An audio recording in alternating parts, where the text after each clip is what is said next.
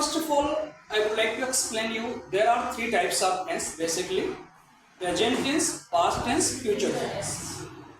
Each tense has four parts.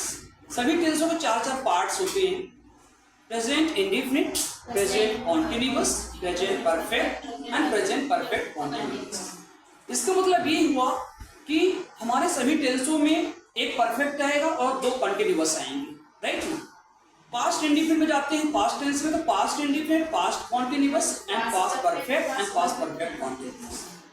Same future में रहेगा: future indefinite, future continuous and future perfect and future perfect continuous. अब बात यह आती है कि इनकी पहचान हम कैसे पहचाने कि this tense goes for this. देखिए, दो पहचान होती है, एक तो हिंदी पहचान होगी, दूसरी इंग्लिश में पहचान होगी। हिंदी पहचान ये होती है प्रेजेंट टेंस की कि सभी सेंटेंस की आखिरी में है या हूं या हो वर्ड जरूर आता है। अगर ये सब नहीं आ रहे हैं तो that is not present completely. और प्रेजेंट इंडेफिनिट में जैसे ता है, ती है, ते है, प्रेजेंट इंडेफिनिट की पहचान है जिस वाक्य के अंत में ता है, ती है, ते है, ता हूं आदि शब्द आए वह वाक्य प्रेजेंट इंडेफिनिट का कहलाता है। इंग्लिश में कैसे इसको पहचानेंगे? इंग्लिश में वर्ब में यस या ईएस या आईएस रहेगा, या वर्ब की फर्स्ट फॉर्म रहेगी आई बी यू दे सब्जेक्ट के साथ। निगेटिव और इंट्रोगेटिव में कैसे पहचानते हैं? निगेटिव में आई बी यू दे और प्लूरल के साथ डू नॉट लगाएंगे और वर्ब की फर्स्ट फॉर्म, ही सी नेम के साथ डज नॉट और वर्ब की फर्स्ट फॉर्म। इसका मतलब ये हुआ जहां पे हम एस या ईएस या आईएस यूज कर रहे थे वो चीज हमारे पास अब नहीं यूज करेंगे निगेटिव से लेकर, राइट। अब एग्जाम्पल कुछ लेते हैं इसके। मैं अंग्रेजी बोलता हूँ, आई स्पीक इंग्लिश। आप इंग्लिश सीखते हो, you learn English.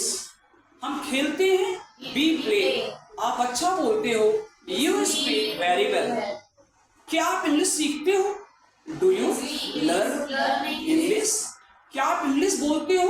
Do you speak English? आप इंग्लिश कब बोलते हो? When do you speak English? वह इस शहर में कहाँ रहता है? Where does he live in this city? Clear है? तो एक दो एग्जाम्पल लो। मैं अंग्रेजी पढ़ाता हूँ, आई टीच इंग्लिश। मैं इंग्लिश नहीं पढ़ाता हूँ, आई डोंट टीच इंग्लिश। क्या मैं इंग्लिश पढ़ाता हूँ? Do I teach English? क्या मैं इंग्लिश नहीं पढ़ाता हूँ? Do I not teach English? इसको डोंट आई टीच इंग्लिश भी बोल सकते हैं। मैं इंग्लिश कब पढ़ाता हूँ? When do I teach English? मैं इंग्लिश कहाँ पढ़ाता हूँ?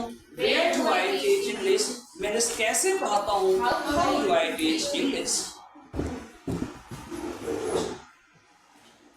अब कॉन्टिन्यूअस की बात करते हैं। प्रेजेंट कॉन्टिन्यूअस में जाते हैं तो वहाँ पे इज एम आर, ये हमारी हेल्पिंग वर्ब, राइट। और जितने भी कॉन्टिन्यूअस हैं सभी में रहा वर्ड जरूर आता है। प्रेजेंट कॉन्टिन्यूअस की पहचान होती है जिस वाक्य अंत में रहा है, रही है, रहे हैं, रहा हूं का। इतना मार पड़ेगी ना, अभी आते भी नहीं है और ध्यान से सुनना भी नहीं है। अब आई के साथ एम लगाते हैं और बी यू दे के साथ आर लगाते हैं और ही सी के नेम के साथ इज लगाते हैं। मैं इंग्लिश बोल रहा हूं, I am speaking English.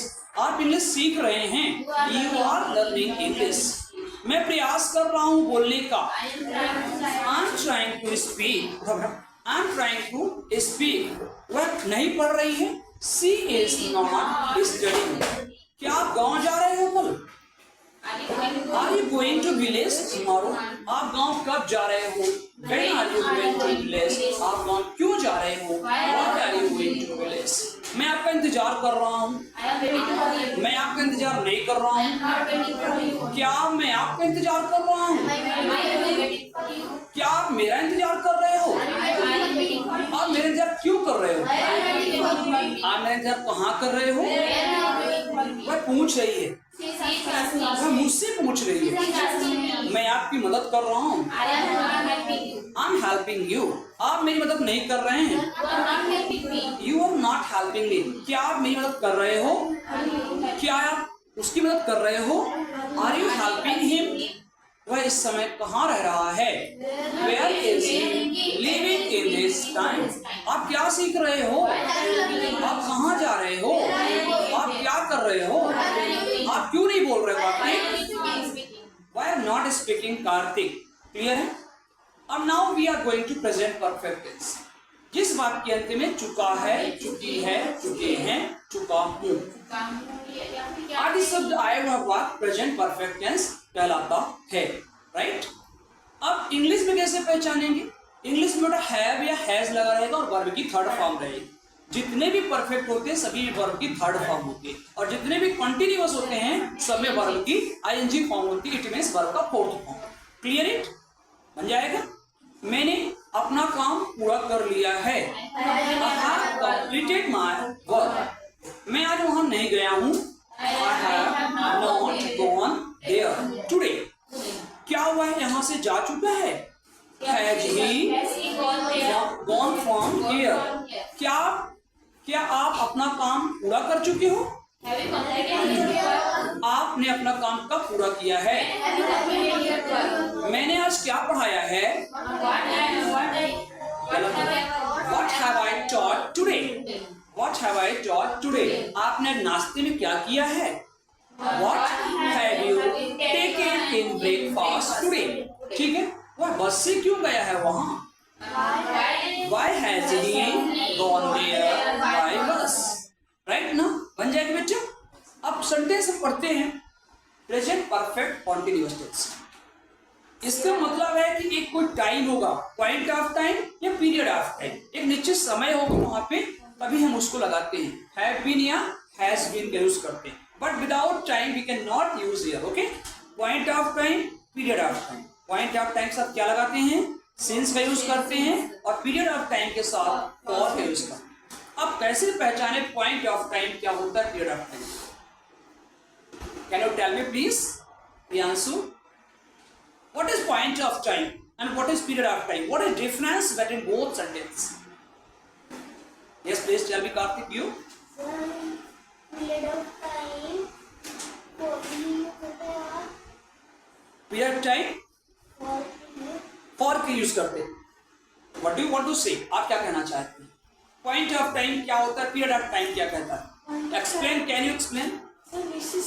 Exactly. Point of time एक निश्चित समय होता है जो सर्टेन है, वो दोबारा उसका रिप्लेस कोई नहीं ले सकता। और फॉर का यूज होता है अनिश्चित समय। जैसे मैंने बोला मैं सुबह से पढ़ा रहा हूँ, ये पर्टिकुलर टाइम है। सुबह एक ही बार होती 24 घंटे में, सबको पता है। I have been teaching since morning. मैं 1 घंटे से आपका इंतजार कर रहा हूँ। I have been waiting for you for 1 hour। वह 2 दिन से यहाँ नहीं आ रहा है। He has not been coming here for 2 days। क्या आप सुबह से पढ़ाई कर रहे हो? Have you been studying since morning? आप 2 दिन से वहाँ क्या कर रहे हो? What have you been doing there for 2 days? ठीक है? मैं 2023 से यहाँ पढ़ा रहा हूँ। I have been teaching here since 2003, right? 23, right? बन जाएगा। क्या आप 3 महीने से इंग्लिश सीख रहे हो? Have you been learning English for 3 months? क्या हुआ है? जनवरी से इंग्लिश सीख रहा है। Has he been learning English since January? Clear है? मैं 1995 से मुंबई में रह रहा हूँ। I have been living in Mumbai since 1995। Clear है? बन जाएगा। Now it's clear। All tenses बन जाएंगे सबसे। चलिए